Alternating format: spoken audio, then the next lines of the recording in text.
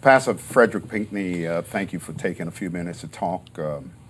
This is your story. This is your life. And Yes. so, for the next few minutes, we want to talk about you. Okay. I guess the best place to begin is where you were born. Okay. Where were you born? I was born in Tallahassee, Florida. I was born. In fact, I was born on the campus of Florida A&M University. My mother and father worked up there at the time. We actually lived in Jacksonville, but they worked up there. And during the time my mother was pregnant, she just happened to have me while they were there during that week. So I'm really from Tallahassee, born right on the campus of Florida A&M University Hospital. Yeah. What were they doing? What were their Well, my mother, occupations? my mother was a teacher. My father taught up there. My mother was a teacher at actually in a school in Madison, Florida. My daddy taught in Tallahassee, so she just happened to come to Tallahassee. And my father taught on the college campus. He taught also adult education for. My father was in World War II. Okay, when he came back from World War II, there were a lot of men who went to the war who never finished. At that time, men were not finishing school, but they were going to the war. But when they came back, they didn't have an education. So what he started teaching. I guess you would call it adult education, but he was teaching those soldiers so they could get a high school education. And then many of them who got a high school education went on to FAMU to get a college degree. So that's how that worked. I've been in education for a long time, because my parents were. Are you the only child or there's siblings? No. I have an older sister. She's passed. She went on to be with the Lord some years ago. Her name was Corinne, but she died. So did you grow up in Tallahassee or in Madison? A little of both. I grew up, okay. The story is I grew up actually in Madison more, because after that, my mother went to Madison to try to find another teaching job. And that's a story all in itself too. But I did most of my growing up in Madison because that's where my mother taught school. Well, the reason she had to teach school there because it was so hard to get a job here in Jacksonville for teachers. There were only about 10 or 12 elementary schools, and you try and divide that up by being all of the people who were graduating. So African-American teachers usually had to go to smaller towns to get school, get a job until they could get on here in Jacksonville. So we would commute, we would come here my dad had now stopped teaching. He was here in Jacksonville working for the post office. So what we would do, we would leave Sunday evening, coming to Madison, where she taught, and then we would leave Madison Friday evening, coming back to Jacksonville. So that's how I basically, for many years, that's what I did. Commuted back and forth. Commuted back and forth between Madison. What year were we talking about? Well, I was born in 1952. So my first grade was in Madison. In 1956, my teacher, 58, my teacher was named Miss McGee, my first grade teacher. And I can remember her writing on the board, September 9th, 1958, I am Miss McGee. So that's how I got started in elementary school right there. I remember her. She was my favorite teacher out of all the years, Miss McGee. Yeah, that you're saying a lot right there because we're of the generation where for some reason, we really remember the educators that had a tremendous impact on us. And she did. She Miss McGee, I don't know if it's because of my first introduction to school, but she seemed to have been somebody that really loved, and she did a lot for me, and I remember her. What was your childhood experience like? Well, my childhood was a little different because I never really had a chance to get a lot of friends. I spent Monday through Sunday evening, Sunday through Friday right here in Madison. Well, you got some relationships, but then on the weekend, I would go back to Jacksonville, come back here to Jacksonville, and was trying to create relationships, but it was very hard because those kids, my neighborhood was full of children. I mean, it was a child living in every house, and that is the truth. But I really did not have a familiarity with them because most of the time I was going. So to be honest with you, most of my childhood was spent, I want to say alone, but by myself. And I had to create, things for me to do like that. This is the segregated Oh, 50s. yes. I never went. I have never gone. I was in college before I was ever in a class. Before I even had a white teacher. I never sat in the class with a white student in my life. Not until, oh my goodness. Oh, well, I was in a naval program. I went to North Carolina, University of North Carolina for one summer, and that was my first time actually being in the class with white kids. I don't know what it was like to have a white teacher until I got to college. I had one white teacher at that time, and all my teachers have been African American. I know. You want to know the truth? I never really know how to talk to white people because I'd never been around them. It wasn't a bad thing, good thing, but I had never been around them a day in my life. And coming from a little small town in Madison, it was a very segregated town. In fact, the Klan was very visible back in the early 50s and the 60s. They would drive down the street. And so my only encounter with white people was bad. I didn't know anything about white people being good people because all my encounters with white people as a small child was bad. How did that impact your value system? Very, you know what? I became, as I got older, the older I got, my mother used to tell me, you know, she saw this hatred building up in me. And she would say the same thing. She said, Frederick, do not be like this. But listen, I wasn't hearing that. But she said, do not be like this. If you are just like those who are acting the way they do, you are no better than them, regardless of whatever reason. And she would constantly drill this in my head and my values and how I felt.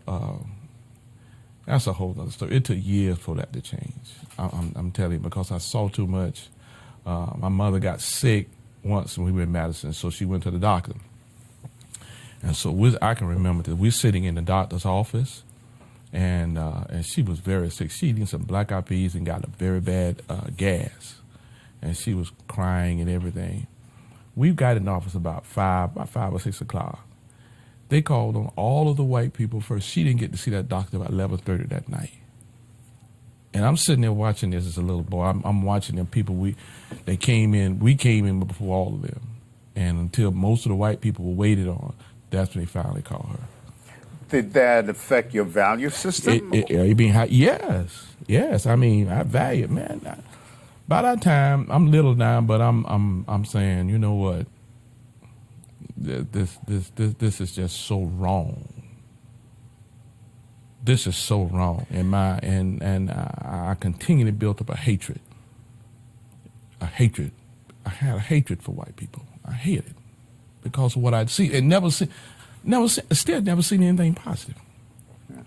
And I like what you said earlier, that your mom identified that early and said, don't be like. She identified that early. She did, because I wouldn't cry, I'd be mad.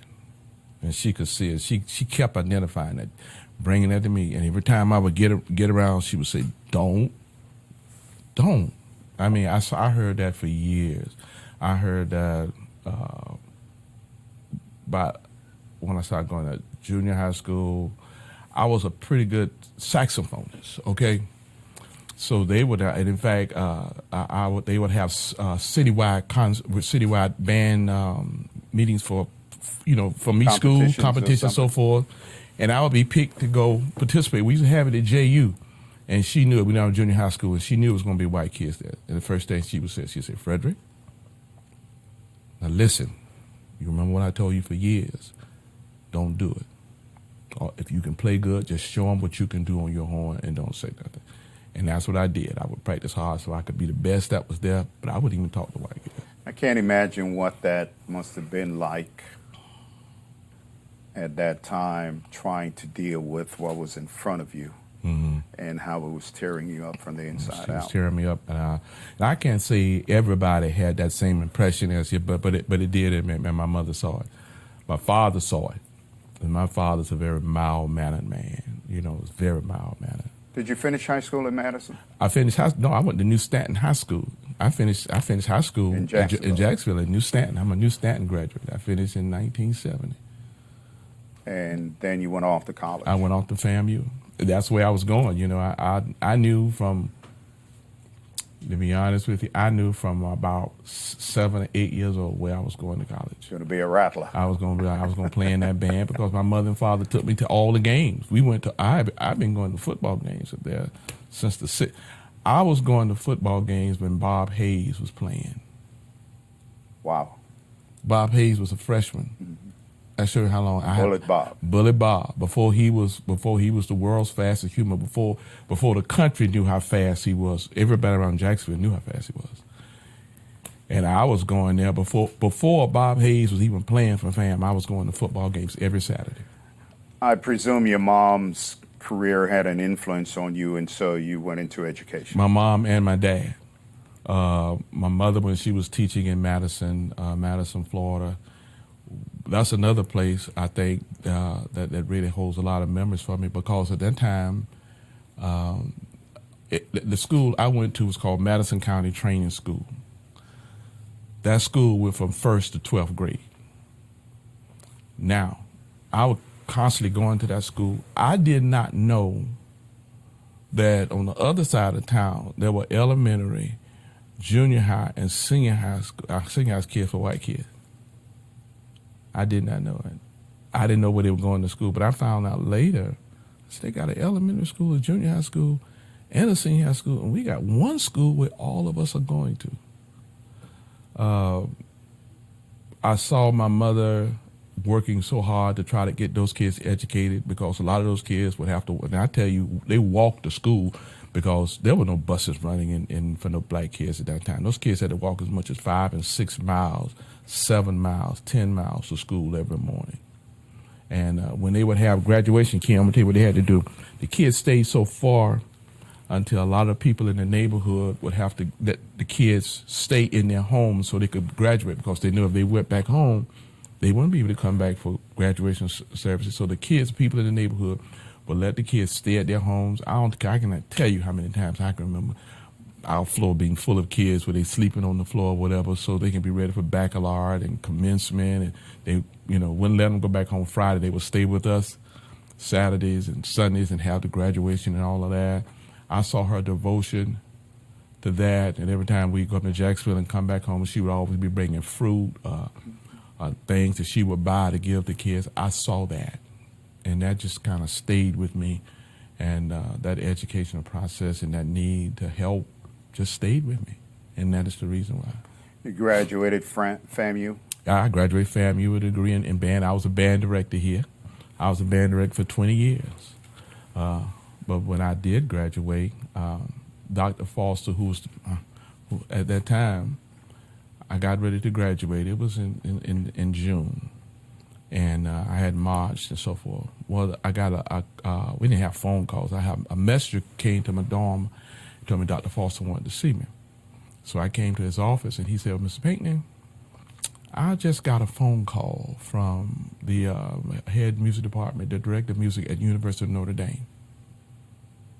They're starting a graduate program, and I selected you." She said, "Well, do you have a student that you can send?" And I selected you, and I thought about you. He said, this particular program is completely free of charge. They're going to give you an apartment, stipend, everything is paid for you to get a master's degree in music. And I want you to go. So they sent me a letter to go. They sent me 2 letters to come.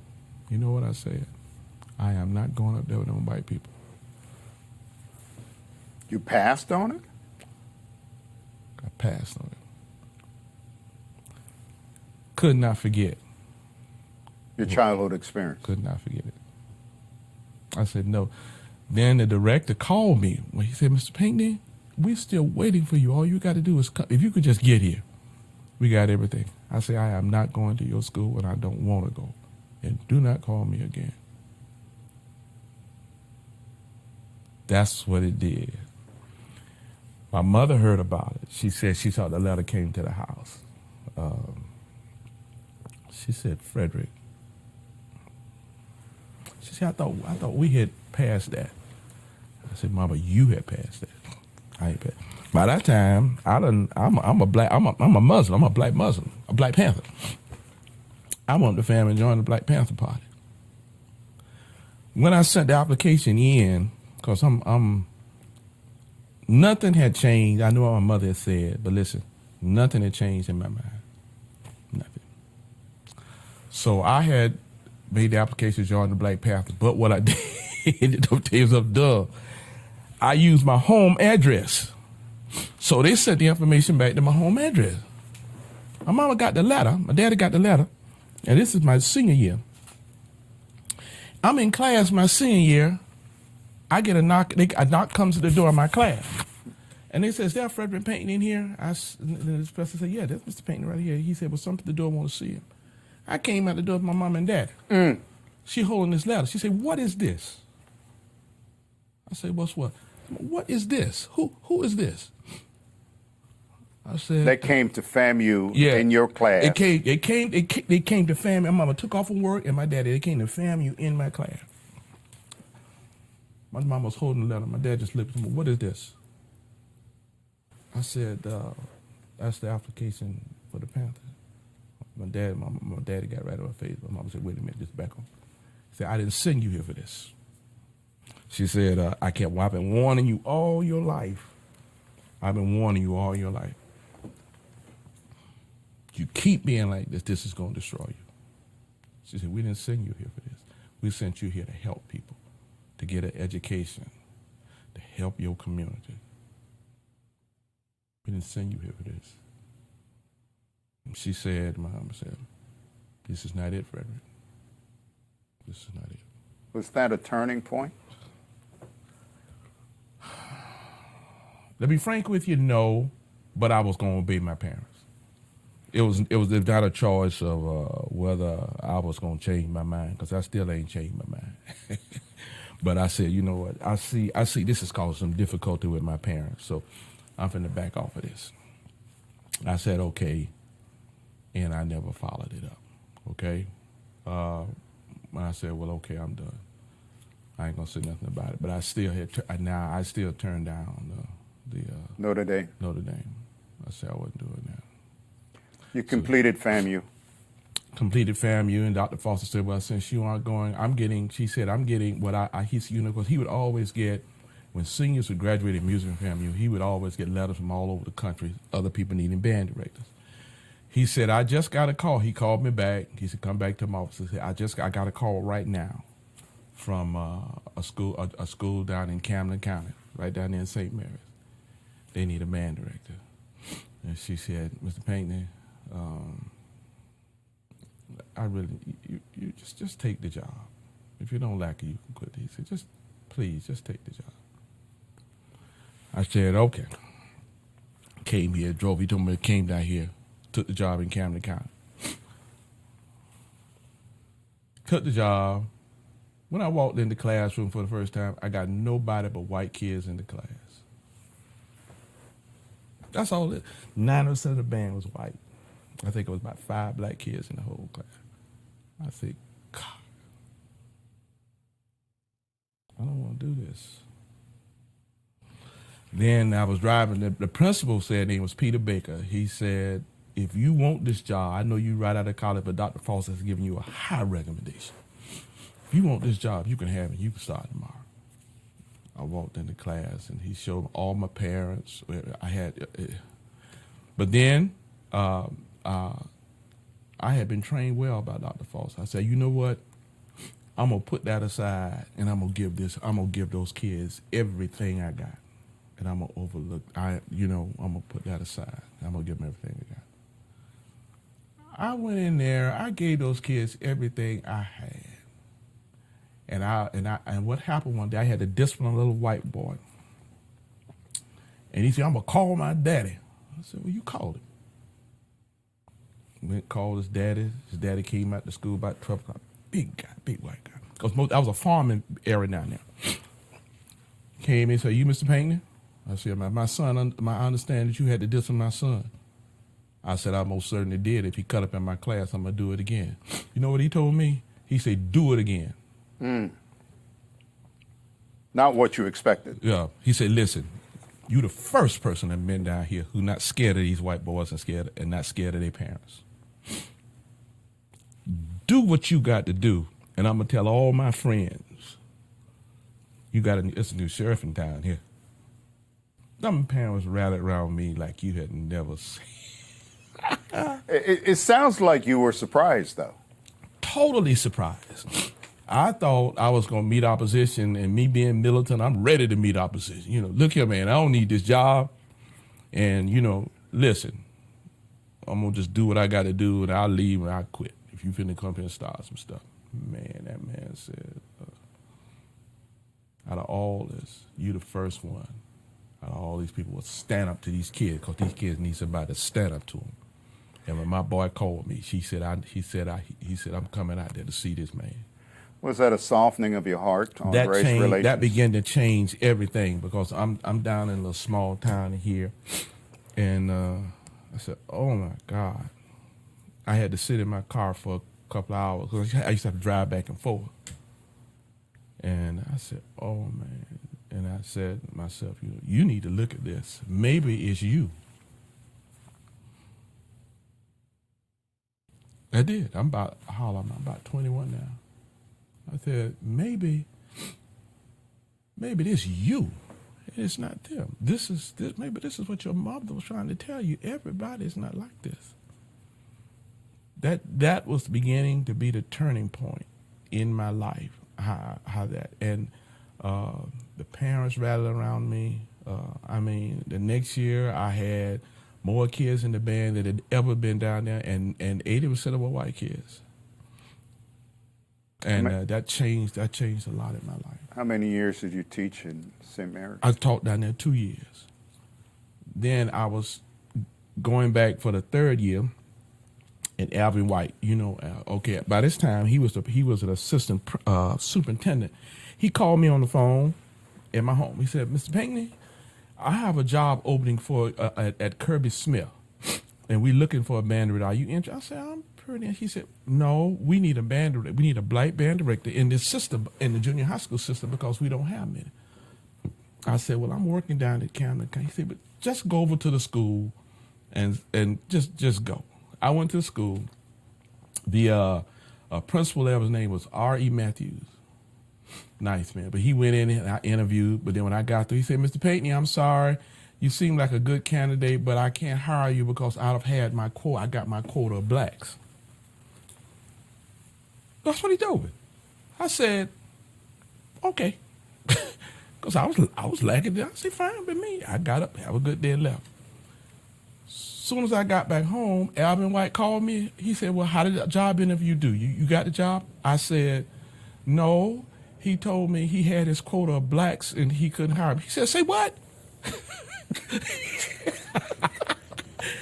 He told me he had his quota of blacks and he couldn't hire me. I said, "Okay." I said, "Well, I'm going back down to Camden." He said, "No, what I want you to do, get right in your car right now and go right back over there to that school, and he's going to be waiting for you at that front door." I said, "It's not that important." He said, "It's that important." He said, "You go right back."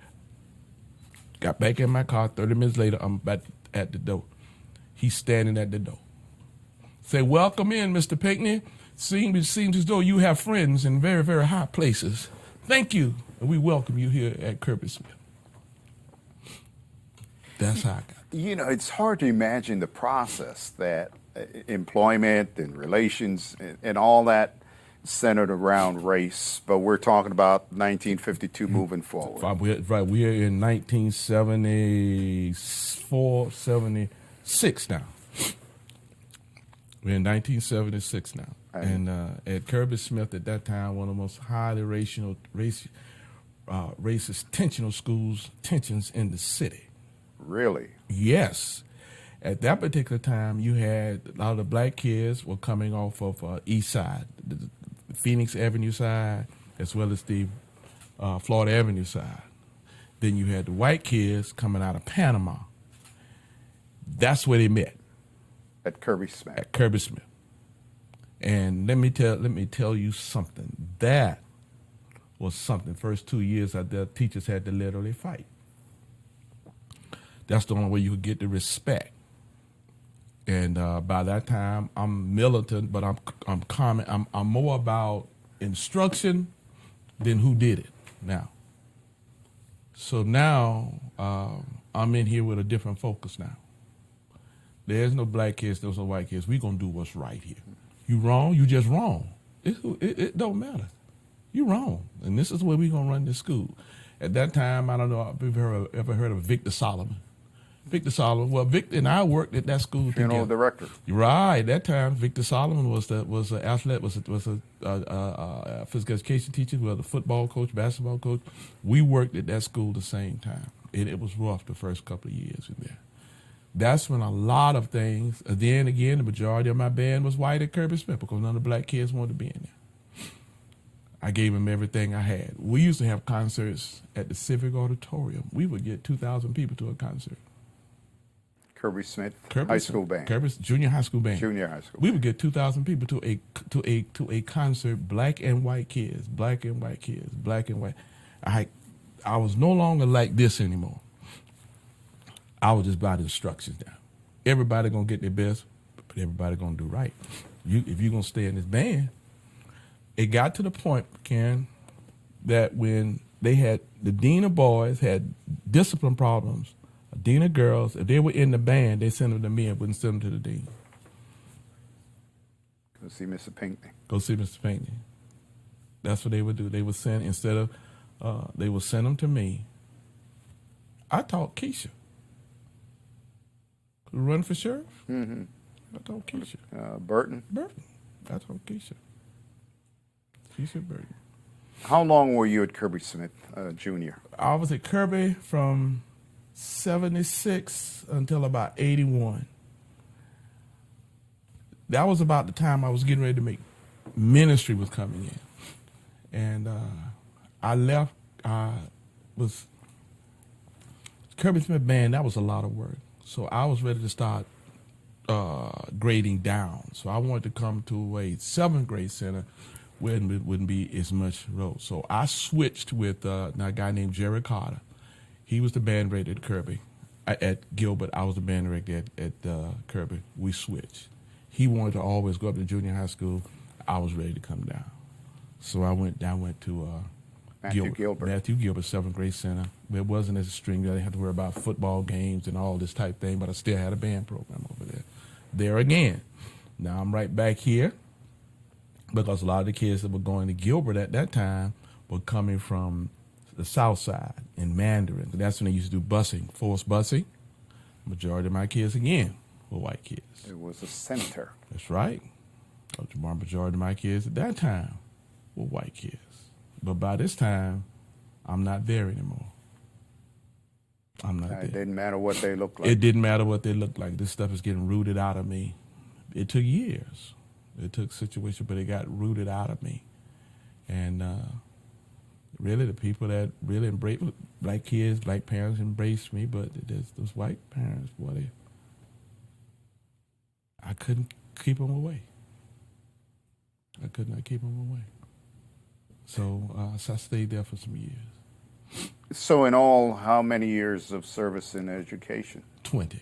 20. 20 years of service in education. And you kind of separated from education at Matthew Gilbert? No, from there, it was there that ministry was getting ready to get started, but I went to elementary music because now I'm weaning myself out. Now I'm going to elementary music. Well, when I got in elementary music, I think the director of Otto Beckman, I think Norma White was the director. Miss Norma White. Well, Miss Norma White, because she was my 7th grade band director too. Anyway, make this story short, they wanted to reinstitute an instrumental music program in elementary band. But I was teaching elementary music. I was going from class to class, had a little cart, would teach kids how to sing and do sign language and music and all that. But then they came to me at that time when I was doing that and said, well, we want to reinstitute a instrumental program in elementary school. So they called on me in the county. What could we do to start, what kind of program could we do to start teaching elementary kids how to play music? So they asked me to do it. So I instituted the program on how you could teach kids 4th and 5th and 4th and 5th grade, 4th, 5th, and 6th grade how to play music. So I instituted that program. And they started using it all over the county. And so I did that for some time So you created a program for the elementary curriculum. for For music, for kids for to play music music. instruments, right? You stated earlier that at this phase in your life, that ministry is phasing in, teaching is phasing out. Yeah, teaching ministry is phasing in. At that time, my wife, Gloria, when we got married, when I went off to college, I was going to church. In fact, my mother used to belong to St. Stephen AME. My father belonged to Shiloh Baptist on Beaver Street, Fred Baptist Street. So I would swap. One Sunday I go with my mother, one Sunday I go St. with my Stephen father. on Davis. Yeah, I just switched back and forth. But the thing was, when I went to college and came back, well, you know, all the stuff that's happened now. I'm not in church anymore. But when I got married to Gloria, Gloria was still going to church, and she was very faithful in her church, Mount Olive Primitive Baptist Church. I used to be a softball player. In fact, I was getting ready to be a professional softball player. And I was, reasonably good in softball. But anyway, I'm playing softball, and after a while, to make a long story short, Gloria was still going to church. On Sunday, I'm going to softball practice. One Sunday, I'm out here in the mornings, we practicing. And I can't tell you the voice from the Lord because I didn't know about hearing a voice from the Lord, but I heard something say, you need to stop this, and you need to start going to church with your wife. You introduced your wife, Gloria. Are you in college when you guys meet? Are you already out of college and working? Yeah, I'm out of college. Where's this? I'm out of college and I'm working now because What school were you teaching at? I was teaching at Kirby Smith. Kirby Smith. I was teaching at Kirby Smith, and one of my relatives introduced me to Gloria. But she set it up. She knew I wasn't married at the time and whatever. But to make a long story short, I saw Gloria and I liked her. I did. I really liked her. I guess I pursued her, and we got married. To make a long story short, we got married. And but like I said, she was in church. She was singing, usher, you name it, everything that she was doing in church. Her mother was like that, so that's how she did it. So, but I wasn't going. But you weren't there. Sundays you had other things to do. I had softball. I had other things to do. But I said, I need to be with my family. And so there, I started going to church with her. And the pastor of the church at that time was Reverend W.C. Barker. Mm-hmm. Very well-known pastor at that time. He was at the church, and I was coming to church. And one thing about, I hate sound like that. One thing about me, once I get to something, if I can't do it 100%, I'm not going to do it. Soon as I started going to church, about 2 weeks, 2 weeks after that, I joined the church. And then I started doing whatever. I started going to Sunday school. At the time, my wife wasn't going to Sunday school, but she was involved. But I would still get up. I said, okay, I'm going on to Sunday school. Me and my daughter, Lisa, we would go on to Sunday school. I got involved in everything the church was doing. Me and whatever was going, I'm there. I'm sold out. Now, this is what I'm going to do. I'm sitting in the pew on the left-hand side. Reverend Barker is up preaching. I hear this voice say, you can do this. And I have no idea what that is. But he's saying, you can do this. I said, okay. Never thought anything about it. Came back about 4 or 5 Sundays later. It wasn't the next Sunday, about 4 or 5 Sundays later. So I heard the same thing again. He up preaching, said, you can do that. I still hadn't put that together. Maybe about 2 months after that, I'm sitting there, same voice. You can do that. But be honest with you, I have no idea what this is. I'm thinking about maybe talking about you can still go out and do softball. That's what I was thinking about. But then Reverend Barker left the church. Then we got another pastor. His name was Pastor Cox. He's from North Carolina. He was up preaching. I heard the same voice again. You can do that. About 3 weeks out, it started happening every Sunday then. Thing really bothered me. I didn't know what it was. So I stopped after one of the services. I went to Reverend Cox. I said, Reverend Cox, I don't understand. I keep hearing this thing say you can do this, and I don't know what it is. He said to me, Brother Pink, let me pray on it. That's what he said. He said, let me pray on it. Well, I don't know anything about prayer like that, but I said, okay. Sounded kind of spooky to me, I'm going to be honest with you, but he said, let me pray on it. That was a Sunday about 1 o'clock after we got to church. He called me about 3 o'clock that same day. He said, I call you later during the week. He called me about 3 o'clock that same day. He said, hey, you come round to the house. I only stayed about 4 or 5 blocks from the church. I said, okay, I'll come round. He came and sat in his office. He said, Brother Pinkney, the Lord is calling you into ministry. I said, what's that? He said, you don't know what ministry is? I said, no. In our culture, we were not familiar with that term ministry. We more familiar with auxiliary and all that kind of stuff. Well, he said, the Lord called you into ministry. I said, what does that mean? He said, that means the Lord wants you to carry his word. I said, I don't understand that. He said, that's all right. I'm going to pray that God will talk to you so you'll understand what's saying. He called me the next Sunday. Next Sunday I came to church. He said, I tell you what I want you, about 2 Sundays after that, he said, I want you to sit in the pulpit with me. I'm still just as lost, kid. I'm telling you the truth. This thing is moving fast, but I don't understand what's going on. I have no idea. Why am I sitting in the pulpit? He got up that Sunday. I was sitting there. I was singing in the choir. After we got through singing, he said, Brother Peyton, I was taking your robe off. He said, why don't you come sit down here next to me?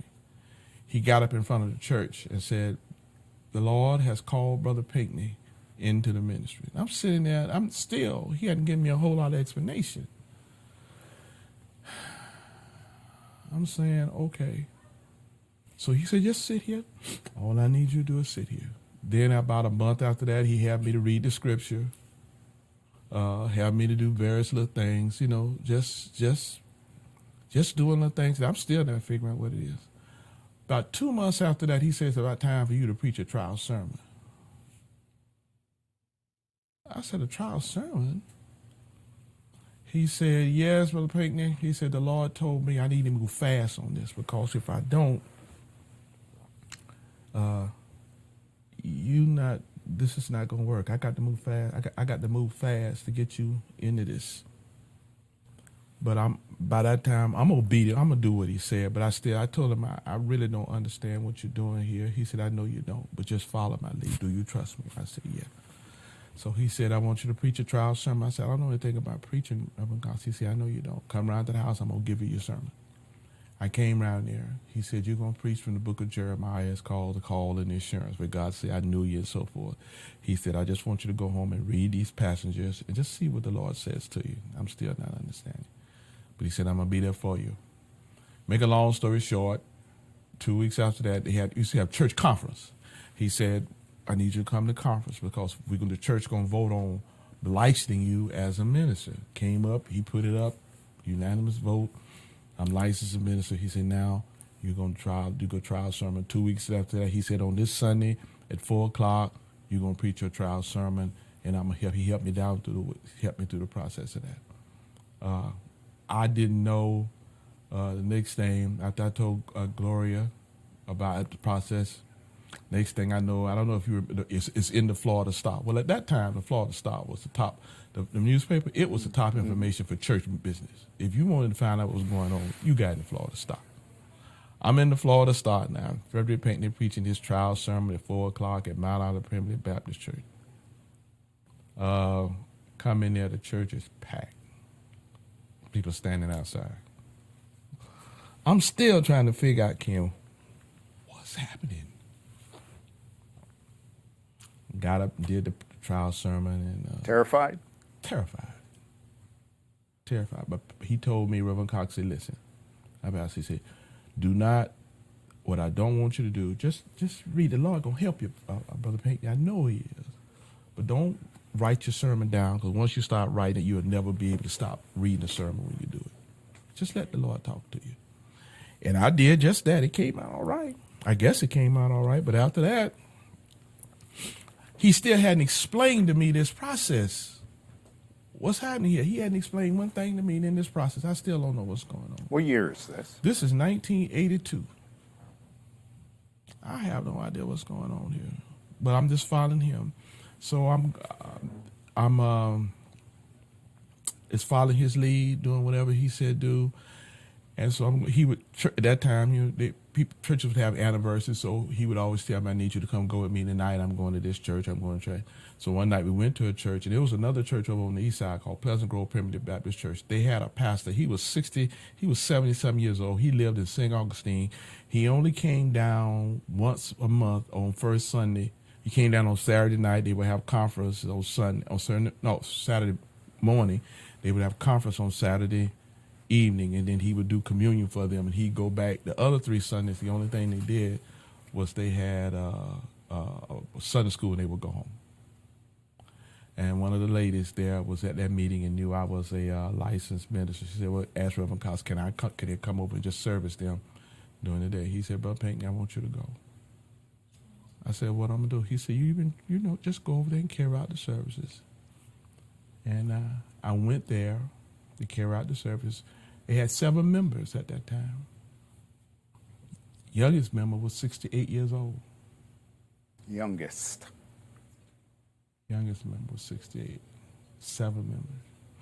And I serviced them. I would come over every Sunday. Gloria was still at Mount Olive. I would, but at that time, my mother was alive, and she would come because I was going. But still, basically, it was basically the 7 members. And so the head of the deacon board, his name was Deacon Salad. I've been going out about 2 or 3 months, and never thought about being the pastor of the church. God heaven knows. You know what I thought I was doing? I was just doing this until they got a pastor. Pastor never entered in my mind. I'm not doing anything like that. Never even thought about it. Never. The head deacon called me that night. He was 79. I could barely hear him. Barely hear him talk.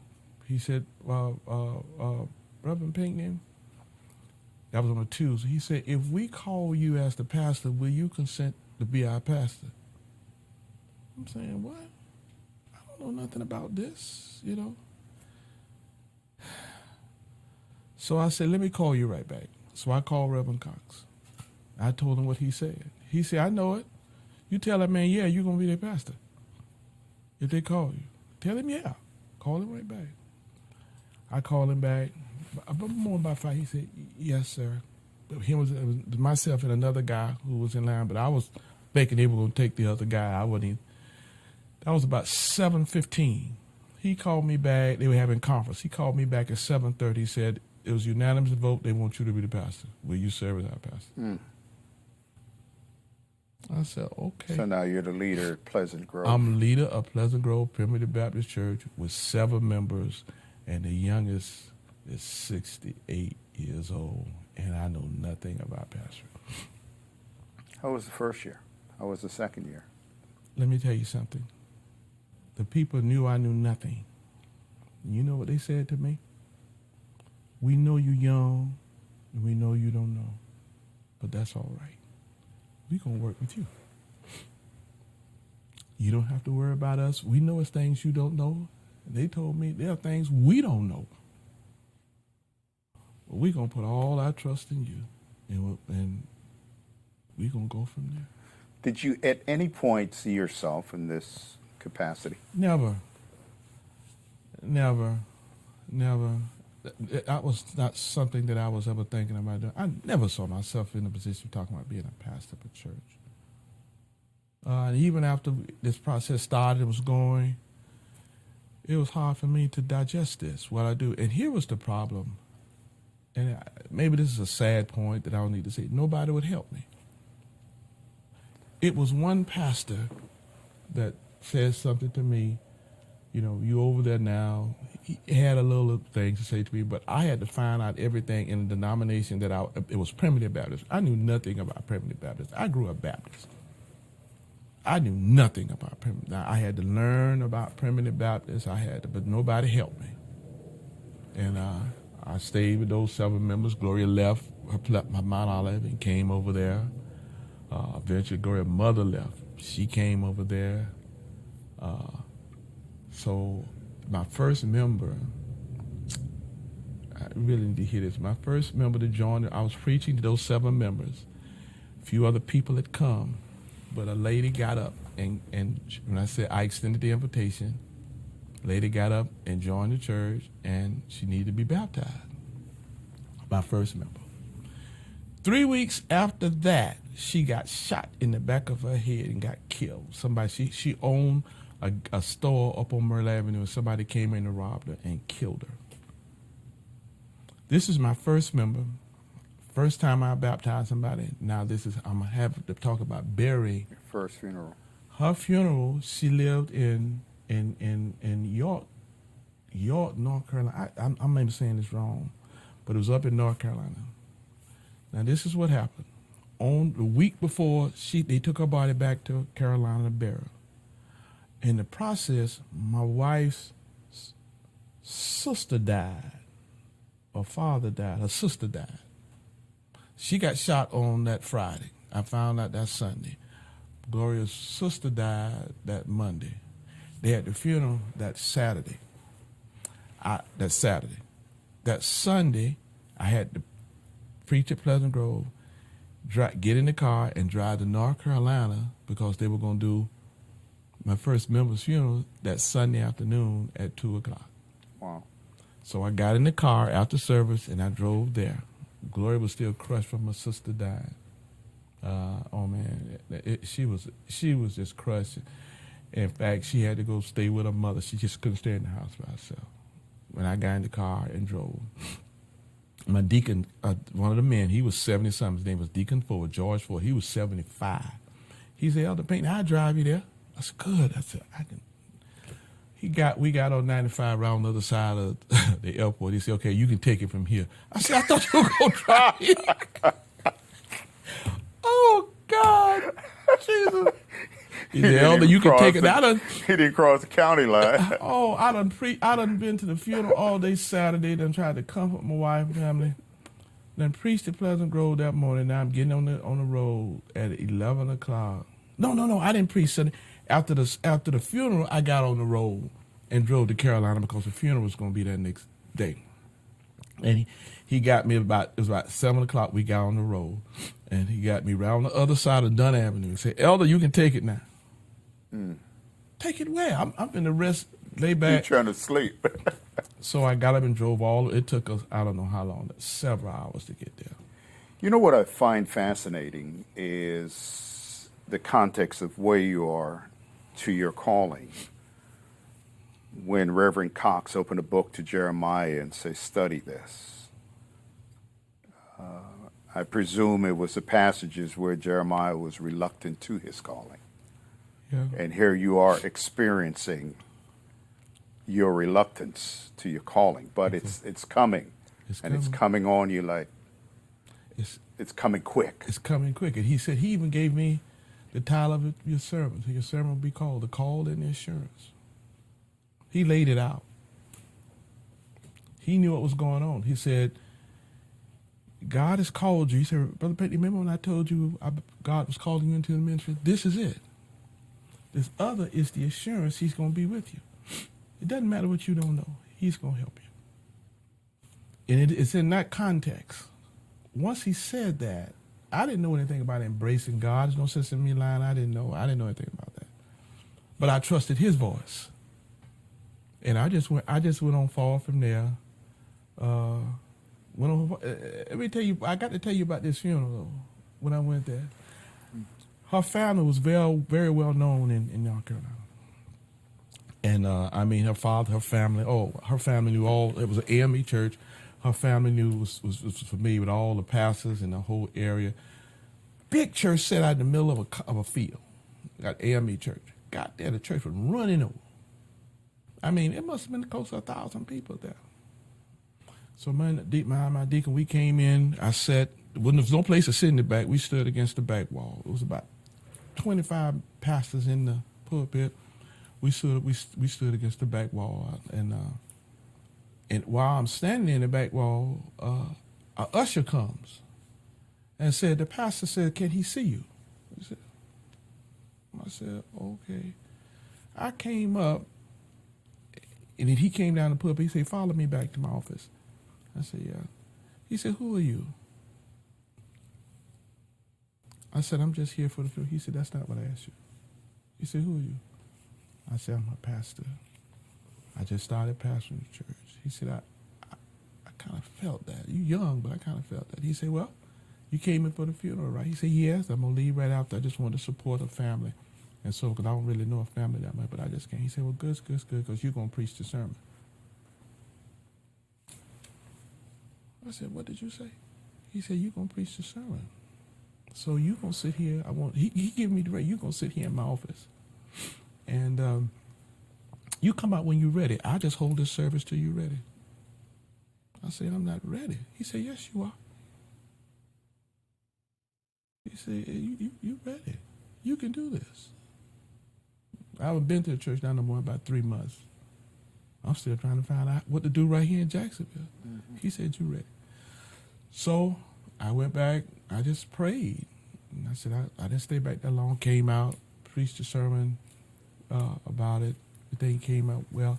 But this is not the part. You know, in a small town, the cemetery used to bury people right next to Backyard of the church. the backyard. After the sermon, they buried her right here in the yard, and they put her down in the ground.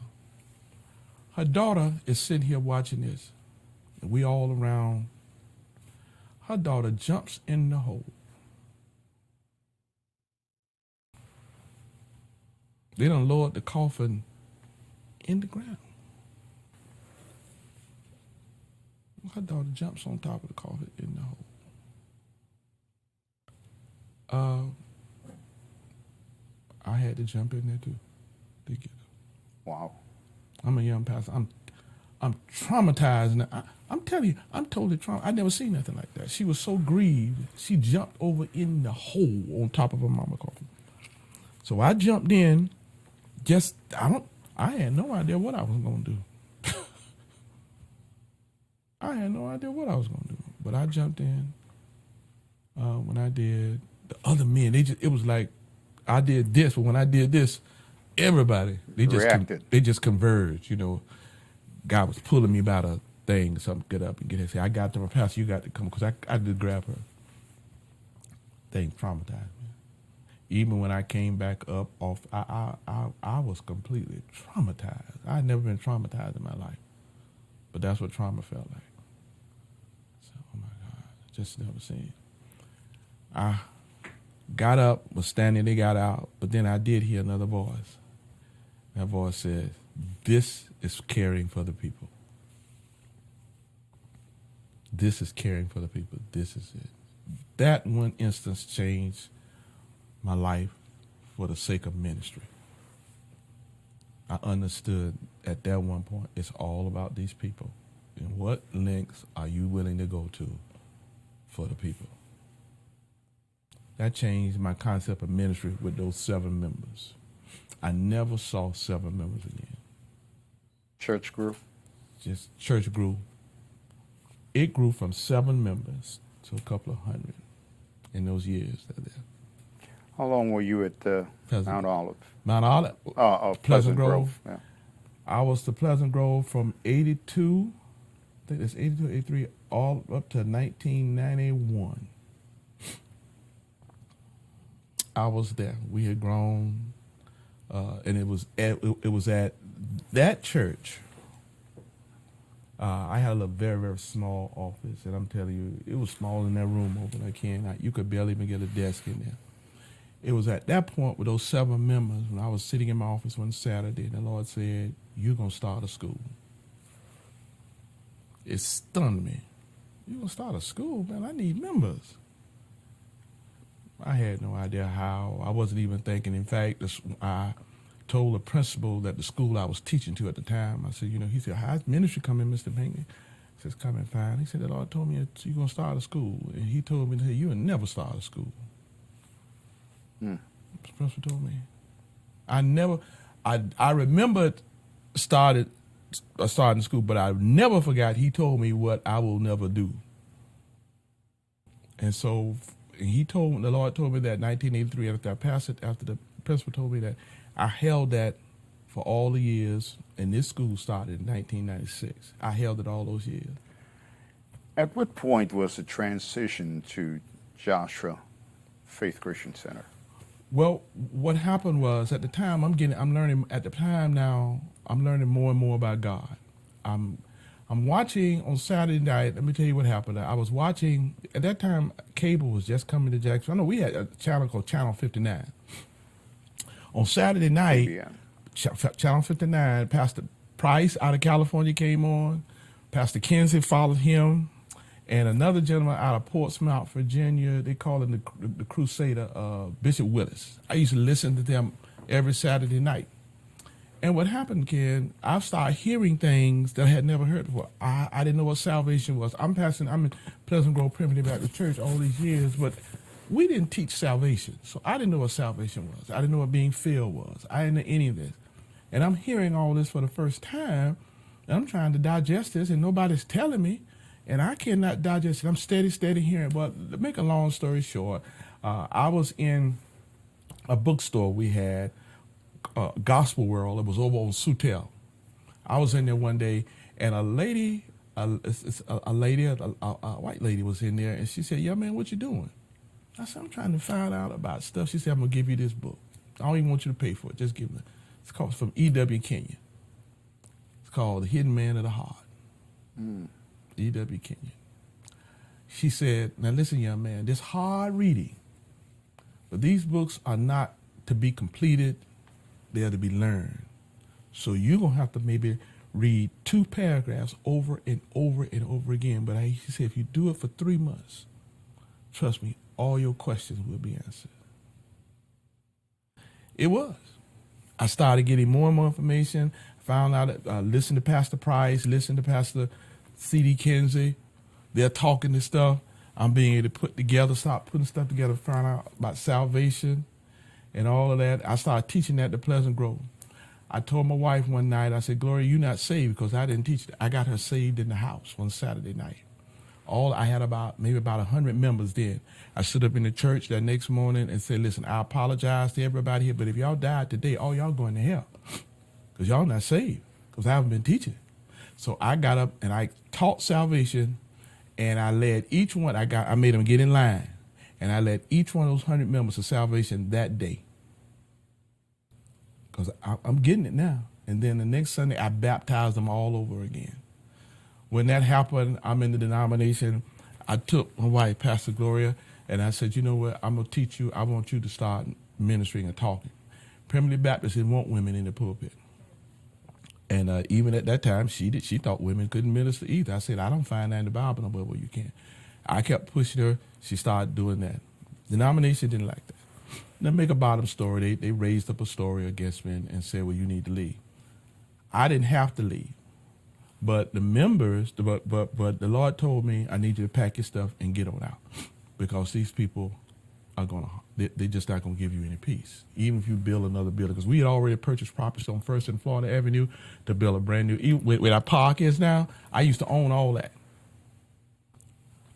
The city planner name was Jeff Bowers. I went downtown. He sold it to me for $50,000 and said, "Since you're going to put a church here, we needed that because we want to revitalize the east side, but we needed to have an anchor." Catalyst. A catalyst. We're going to make your church the anchor. I got with Councilman Terry Fields. Oh, man. He told me all he was wanting to do. We're going to purchase it, and we were going to own everything back to Lafayette Street because he said, "I'm going to condemn all those houses, those slum laws back there. I'm going to give it all that and going to give it to you." The problem was the denomination wasn't ready for that. They were not ready for that type of progress. And so they concocted, he got women in the pulpit, and they made up stuff, and they sent me a letter and say, "Vacate the pulpit." Well, according to the church laws of the Primitive Baptist Church, each church holds its own keys. No entity can come out and tell you what to do. I told them, they came in, they wanted to have a meeting at the church. I let them have them. I told them, when you get through, I could sue you for everything that you got. Based on the information in this one, you know y'all Bylaws of the bylaws, church. you know y'all wrong. Emotionally, what was that like? It was difficult. Like I said, when we went there were 7 members. They had about $150 in the bank, nothing. By the time my wife and we worked in there, we had several hundred members, had over $100,000 in the bank, had just bought property, owned 2 vans. We were on radio 5 days a week, had plans to build us. I'd already got architectural plans to build on that property and everything. And but after the law, by that time, Ken, I'm learning how to hear the voice You're of God. matured I'm maturing in now, your faith. but I'm still hurt. The Lord said, "Listen, just get your stuff. Don't worry about it. People, get your stuff and just go." And so one Sunday morning, I told them I was going to leave. And they were surprised. They sent me a letter, but the letter had no law to it. It had no power. And I told the congregation, these men, they came here and they signed a letter saying vacate the pulpit. I said, these men could literally lose everything they got. I showed it to them in the bylaws. I said they could lose it, and they knew it too. But I said the only reason I don't take you to court because the Lord said Move on. move on. So I told them that Sunday. I moved on. I told the church, I said, listen, it will never be said that Frederick Payton and his family divided this church. At the time, my oldest daughter, Lisa, was in school at Bethune. I said, this is what we're going to do. My wife, myself, and my daughter, we're going to leave. We're going to another church, and I'm going to help a pastor. And I told my wife, obviously, I'm not a pastor. I thought I was, but I'm not, and I'm done with this. But I was kind of hurt, too. And I said, we could just, and I had them recorded. I got the video to this day. I am not dividing this church. I expect all these members next Sunday. I expect y'all back in here at this church, following the leadership, who's ever there. But nobody's leaving but me and my wife and my daughter. And that's it. Did the final thing. I told them I think I deserve some of these things that we've got in here because we helped put it in before I leave. I said I need 3 months worth of vacation time paid because I never took a vacation. I need such and such a thing. Well, Brother Ken, before I could finish, one of the deacons stood up and said, listen, we have been talking about that. So we gave him a 3 months worth of vacation time. And because when I went there, I was making $25 every 2 weeks. That was my salary. $25 every week. That's just gas money. So, but anyway, we got some things. We got out. I packed up all my stuff in the boxes and whatever that Sunday afternoon and headed home. Returned church out. I told everybody, those that went to shake hands. Those that didn't, it was fine. And my brother-in-law helped me pack my stuff up in my office, pack the stuff up, put it in the van. And I told my wife, go ahead, I'm home. And I drove another car, and I put all my stuff. He put all this stuff in his truck. Make a long story short, we got to the house, and I turned the corner. Well, all these cars out in this neighborhood. I didn't know what that was. When I turned the corner to get to my house, about 60, 65 members of the church are at my house that Sunday afternoon. I say, what's this? What y'all here? She said, we here with our pastor. I said, no, I am not your pastor anymore. It's whoever y'all pick next to be your pastor. And what y'all? I said, go right now. We're gonna find another church, and we're gonna go in there and help a pastor, and that's it. They didn't go nowhere this Sunday afternoon. They just at the house. They said, but when we gonna have Bible study? I said, I told you, this is over. Miss Clayton went and rented a room out here, a meeting room. Her husband rented a meeting room out here at 8 days in off of 95. I said, Pastor, we already rented the room. We gonna come here Tuesday for Bible study, but Sunday we gonna have church, and you our pastor. And they said, well, where we gonna go? All of us came to that door doing nothing. We knew nothing. Everything we know you taught us. Where we gonna go? That's what they said, where we gonna go? I said, I'm kind of reluctant for this because I want to. He said, no, you're not dividing the church. Remember, you did the video. You told everybody to be back in here Sunday. Well, you ain't our pastor. Well, you ain't got to obey that. But it must have been a vote of confidence. It must have been reassuring that you were doing the Lord's work when you got to your home and 60 plus individuals are there saying that we believe in your calling, we believe in your journey, and we want to be part of it.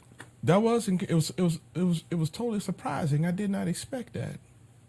And so I said to Gloria after we left, I said, what is this? She said, if I can remember, she could do it better. She said, Frederick, you've been good to these people.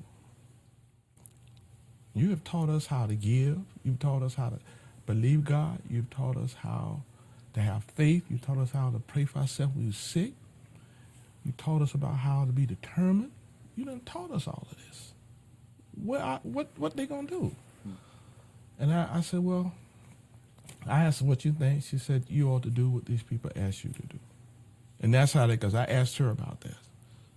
And she said, and that was the birth of Joshua. That's where Joshua came from. And how it happened that Monday I was scheduled to preach after I left, and I wasn't going to really start a church or anything. I was scheduled to preach at Rodney Washington Church over here off of Atlantic Boulevard. He's back here on Barnes Road, I think it was. I went back there to preach that Tuesday.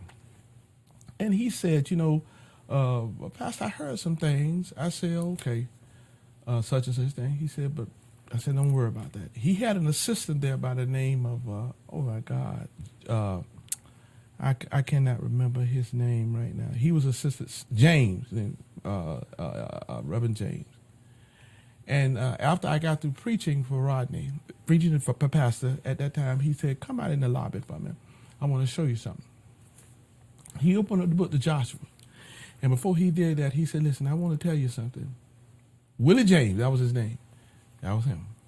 He said, look me in the eye. He said, your Moses is dead. He said, because I've listened to you years on radio. He said, you like Moses.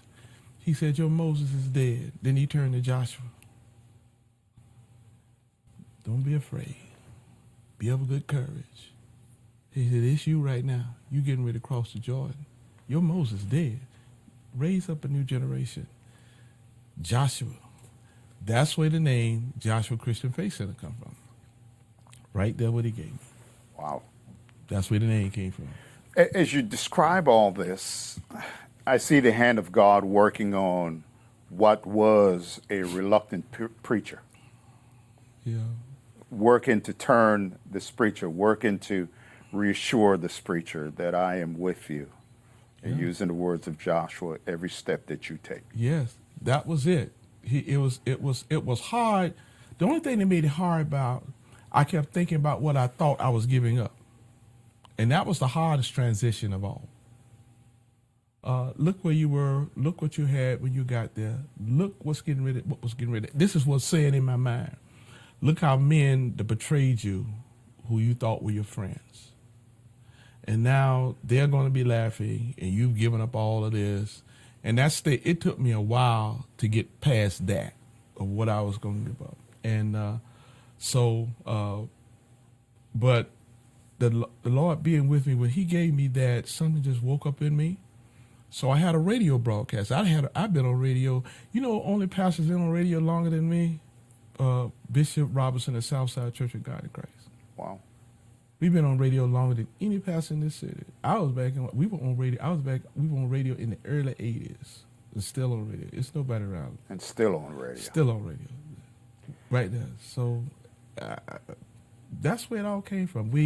I got on radio that night. That was Wednesday, Tuesday night, Thursday night. And I told the people, we had a wide listening audience.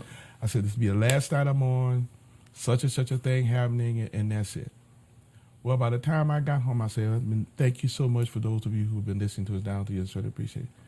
But I'm starting a new ministry, such and such. I got a phone call that night when I got home. I used to go to the radio station. Got home that night, a young lady called me. Her name was Mother Jackson. She was about 87 years old. She used to call me son all the time. To make a long story short, she said, y'all looking for a building? You're going to need a building. I said, she said, where are you now? I said, I'm 8 days in carrying out service. She said, I know of a building that's vacant. I said, well, you do Sanctuary of Praise. He said, the Sanctuary Auditorium on Steel and Blue. It's vacant. I said, okay, who is the pastor there? She said, it's Bishop Wallace Sibley. I get his number to call you. I said, I don't need his number. Wallace Sibley is my neighbor. His house is right next to mine. Now I'm on 10, 15 feet away. I hung up the phone about 4 o'clock in the evening, that night, went around there and knocked on the door. Said, Pastor Sibley, I understand your building is free. What is it possible if I could use it? So he said, hold on 1 minute. He went back in the back room, gave the key. He said, here, the key right here. You can start that Sunday morning. No. No speed bumps, no nothing. No, nothing. He said, here, the key right here. We'll talk about money later. Here's the key. The lights are on. Go in there and start having service. That is the honest God truth.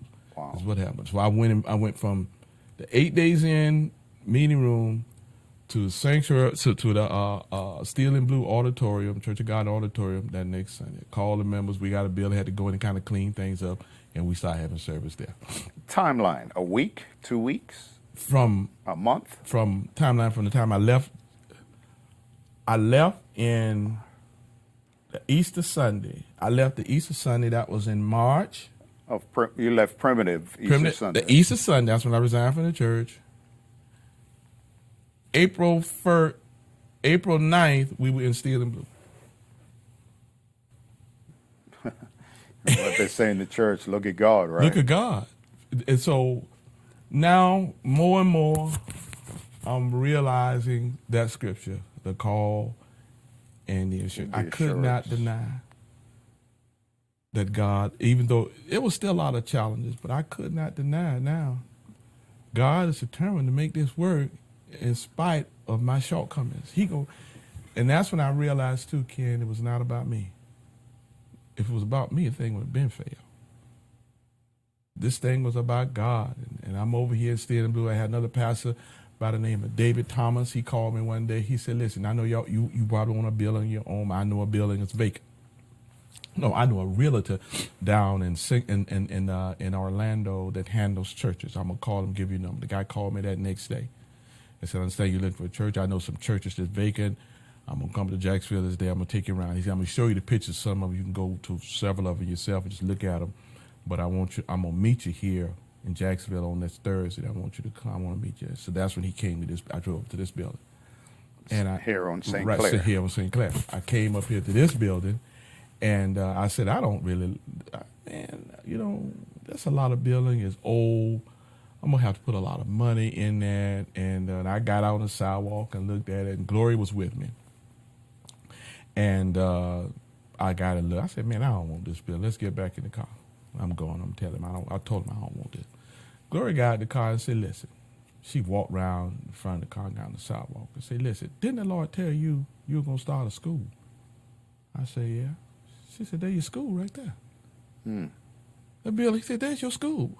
How you going to build that? Isn't that the building right there? And from there, I said, oh, God, it was so important that she was here. That's the school. I said, you know what? The people wanted $800,000 for the school, for the building.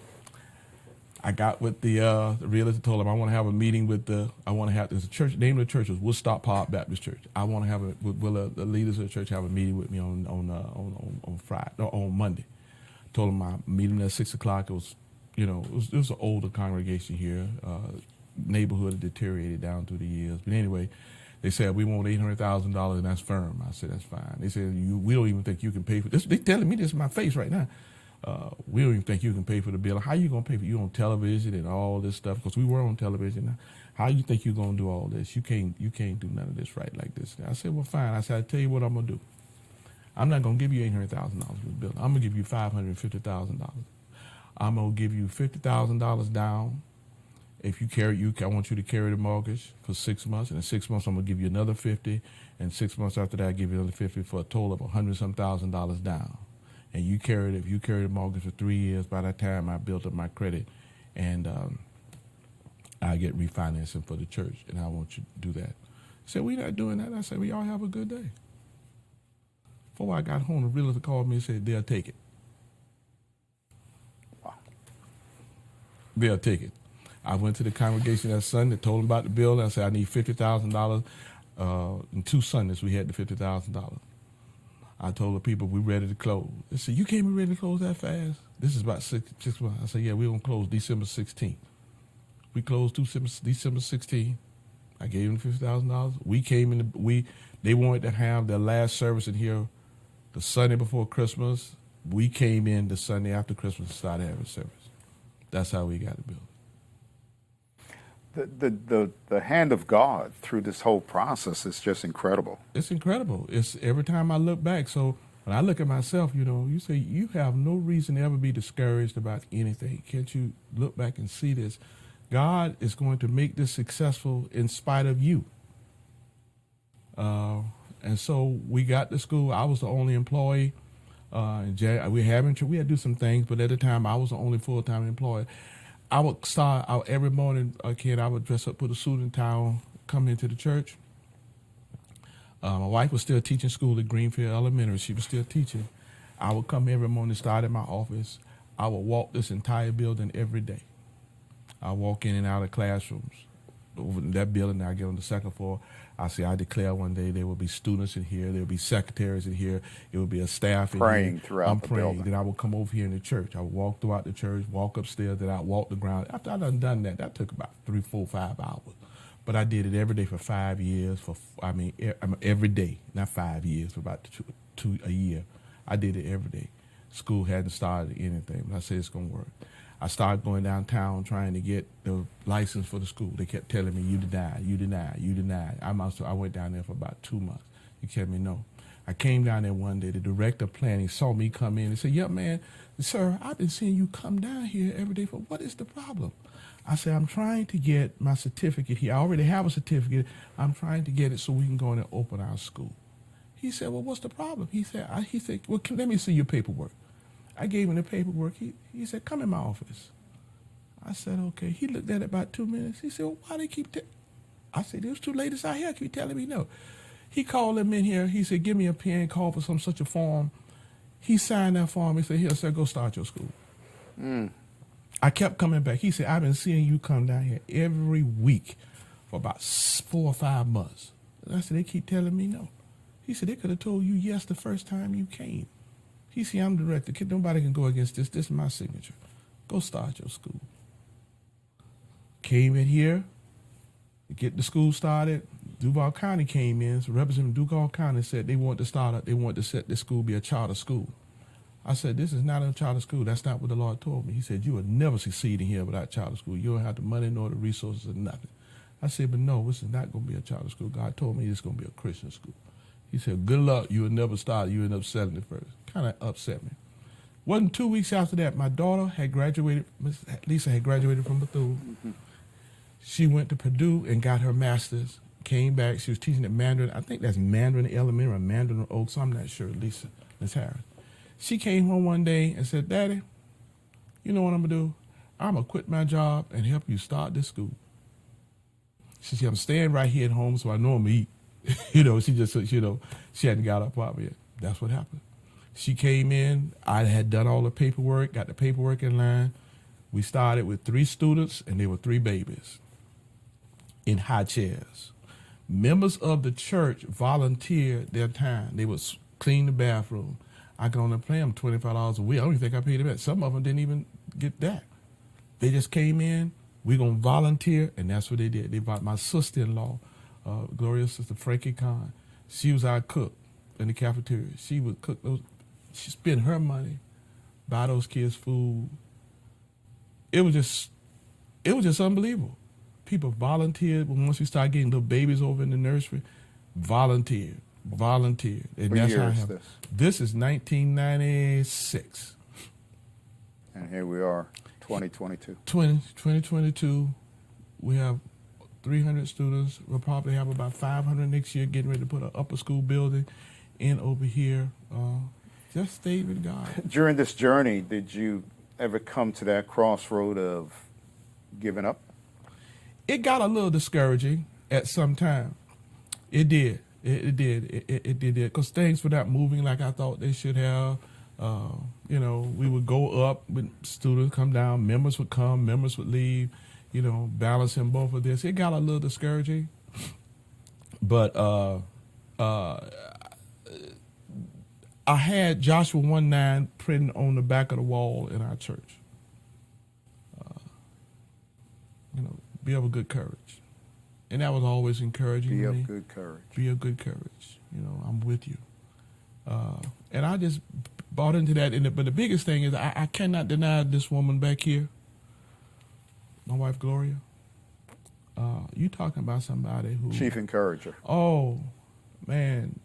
She got on board with this thing with this school. In fact, she was not teaching, she was teaching a Bible class in here. She was just doing whatever it took to get this school off the ground to work. I'm talking about she worked hard. That is why the new building's going to be called the Gloria H. Pinckney, the new building over there. I thought when we decided we were going to put it up, it's going to be called the Gloria H. Pinckney Educational Building. Her name would be. That was my next question. 2022, what do you see down the road? To be honest with you, after what I have seen is that I have called this community Joshua City. I see a university coming, University of Joshua, Joshua Christian University. I see us owning a lot of this entire area. I see us owning from Beaver Street to Commonwealth. 3 or 4 blocks on both sides. Will it happen in my lifetime? I don't know. But I see it. I see this being a mecca for cultural, academic learning. Just Joshua said, a place of refuge for those who have been cast aside. I see that. I see individuals being raised up here that can minister to the total man, not just the pastor, but they can minister. That's what I see. I've conveyed that with the congregation and my wife. This is only a point. This is not the point. This is only a point on the compass. This is all this is. We celebrate that new building for after a while, but we're moving on. And that building should be ready. First of the year, we'll be ready. Because today, November 2nd, we got an email last week. They're going to start getting the grounds ready on November 2nd. They'll start the process on the 7th to assemble everything. We got several things that we have to do to be able to get an occupancy license. We've got to put a sprinkler system on the inside of it, digger retention ponds, a lot of things, but all those have been worked out. It's just a matter of the process going through.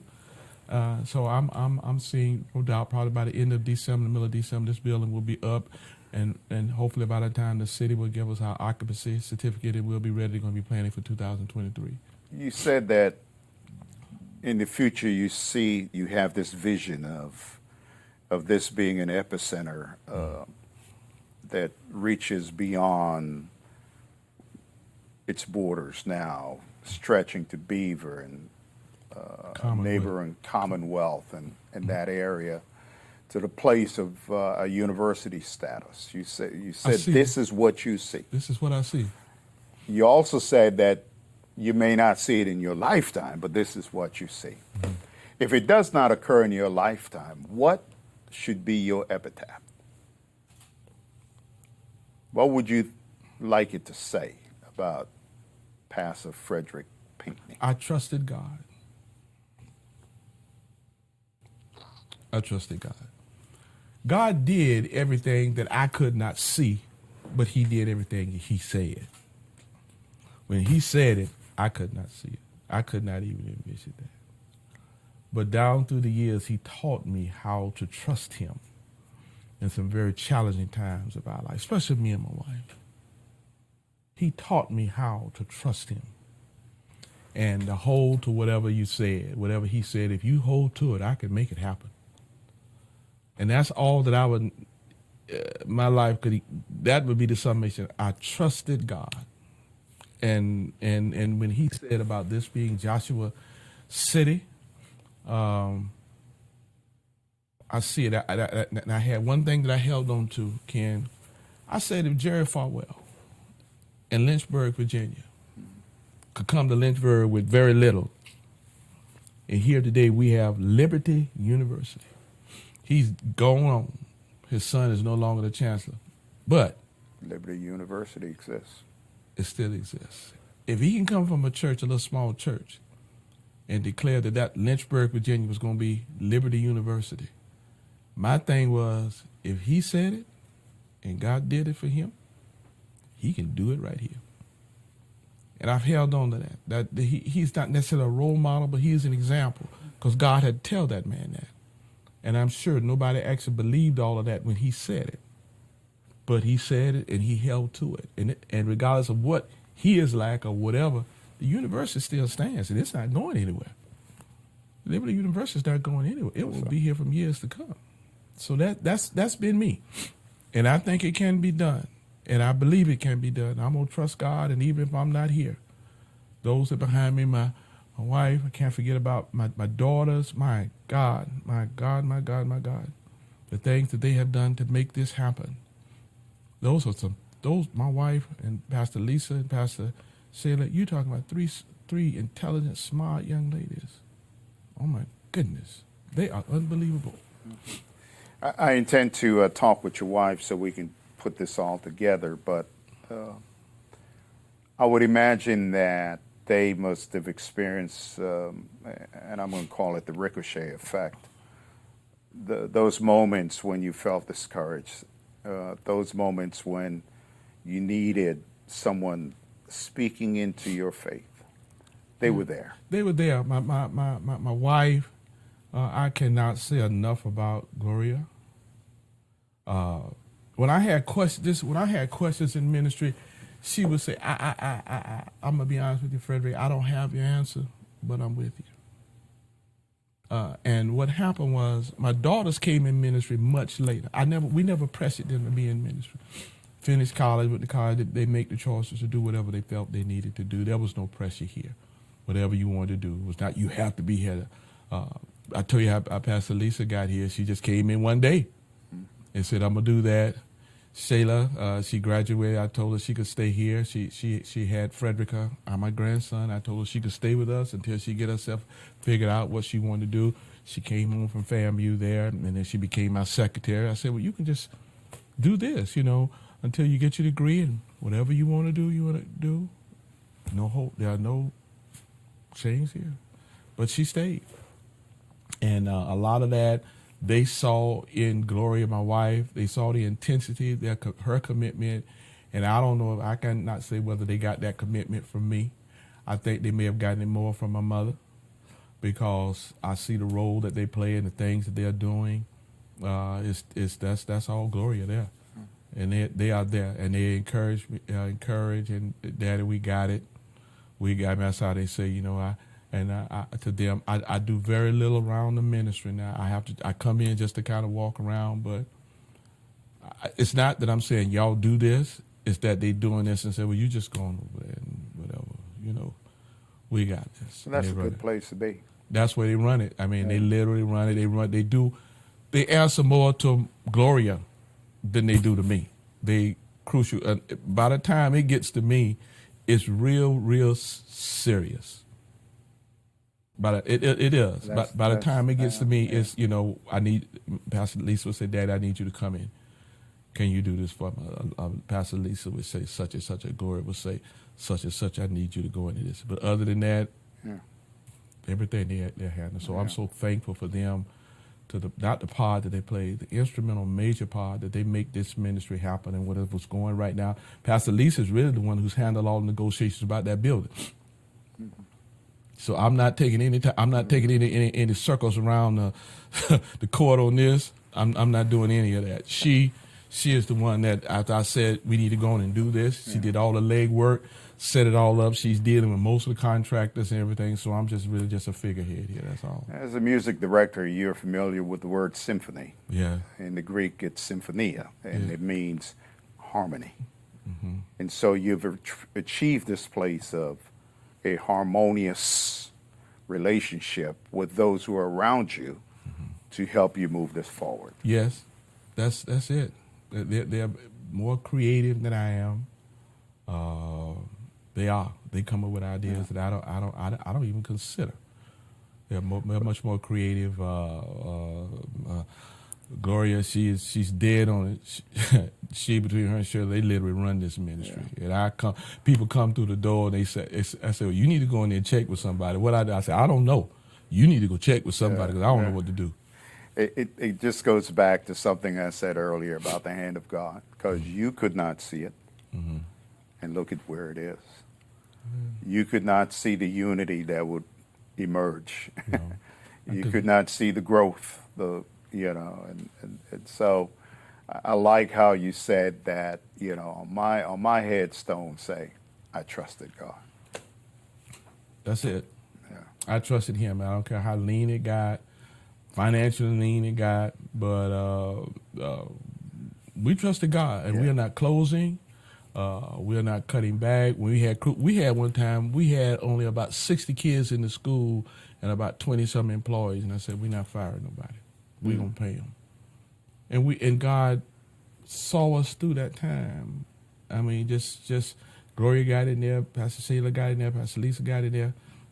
They worked that thing out. We're going to keep it. Finances got lean here at the church, but we're going to keep going. Amen. Any closing thoughts? The closing thoughts that I do have are this. I wanted to make sure that the generations that's coming after us, that they will know, how did we get here? And I didn't want them to think that we got here because of the pastor. It was a much bigger picture than that. Surely I have to stand out front, and somebody in any ministry, there's always a face. Has to be a face. But the face is only a face, it is not the body. And I needed my great-grandchildren and relatives and even the members of Joshua years from now, when this is Joshua University, when this is Joshua City, and this is a cultural center for the city of Jacksonville. How did this get to this point? And those are my closing things. I want to preserve this, that people will know that this was just trusting God all of the way. This was not a one-man show. This was not genius on my part.